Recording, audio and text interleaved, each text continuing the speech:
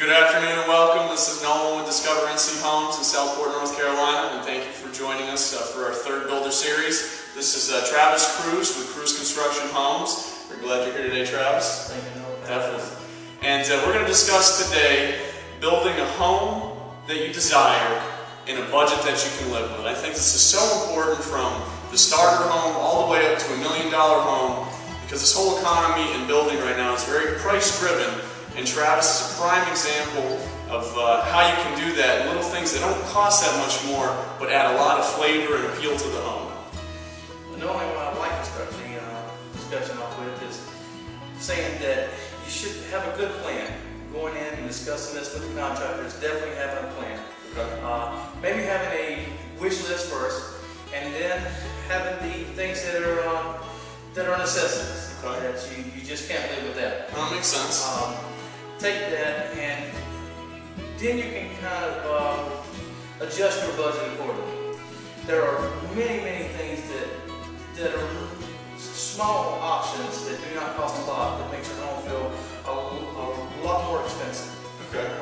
You share a few? Absolutely.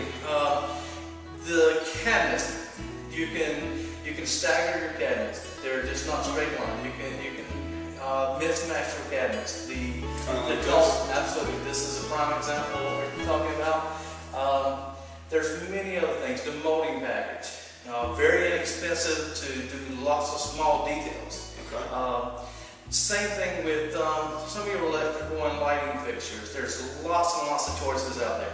There's a prime example is just dropping your receptacles into your baseboard. It doesn't cost anything to do that. Okay. Very little effort, no monetary amount it would take to do that. Very simple. Color choices, very important. You can go from builder beige, that we all know of. Sure. But obviously we can put color and do lots and lots of things with just design. Okay. Create a space that you can live with. Open them up as much as possible. Make your home feel much bigger, and actually should reduce your cost. Yeah. So those are the things that I would say. Planning is crucial, absolutely crucial. The less you change once you start the process, the less your cost will be at the end of the day when you go to closing. Yeah, I think that's a very important point, because I've seen it a few times. So just, if you can, touch upon a few things, because I know, you're halfway through the building process and you want to make a change, and it's going to be a lot more money than if you just took your time in the beginning with your designer or your builder.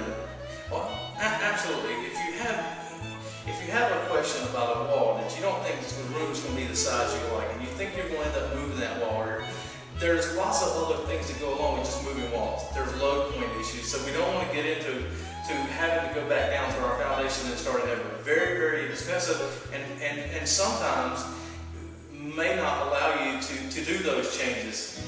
Very crucial that the plan up front is exactly the way you like it. Moving doors and windows, very simple process it seems, but once it's done once, you have to pay everybody to come back, tear it out, replace it, and put it in a different position. Very expensive. We discourage changes. If there's something you do not like, obviously now it would be the time to change that.